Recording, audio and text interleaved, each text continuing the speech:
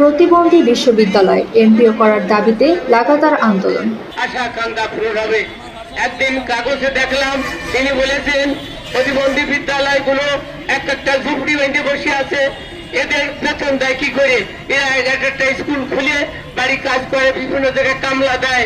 এই ধরনের মন্তব্য সেই দীপুমণি করেছেন। আপনারা টিভিতে দেখেছেন তিনি ধরা পড়ে বর্তমানে জেলে আছেন, সে জেলে থাকবে।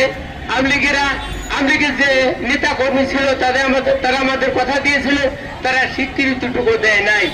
আজ আমরা দেশে আছি, তারা নাই। এই মেট্রো রেল তাদের সৃষ্টি, পদ্মা সেতু তাদের সৃষ্টি করেছেন তারা, কিন্তু তারা কোনোদিন এই দেশে আসবে না। এই 13 তারিখে দেখবেন কি হয়, এক এক করে ফাঁসির কাছতে যাবে। কারণ আমাদের প্রতিবন্ধী শিক্ষক কর্মচারীদের অভিশাপে, এদের বরদুয়ায় তাদের অবশ্যই সফল হবে। কারণ আমাদের স্বীকৃতিটুকু যদি দিয়ে যেত, তবু আমরা ছেলে মেয়েদের জন্য কিন্তু কিছু পাতাম, টিফিন, বই, খাতা, পেন্সিল পাতাম, কিছু অবকাঠামো জিনিসপত্র পাতাম। কিছু বাচ্চারা শিক্ষকদের দুঃখ লাগে। আমি সত্যিকারের 72 সালে স্কুলে ঢুকি, এমপিওভুক্ত স্কুলে আমি 5টা স্কুল করেছি। 5টা স্কুল করতে আমার একটা স্কুল 2-3 বছর বেশি লাগে নাই।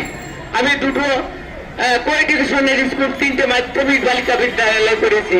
আমার প্রতিবন্ধী স্কুলের সাথে যে মাধ্যমিক বালিকা বিদ্যালয় আছে, গৌসেল আজম সাহেব গেছেন, তিনি দেখেছেন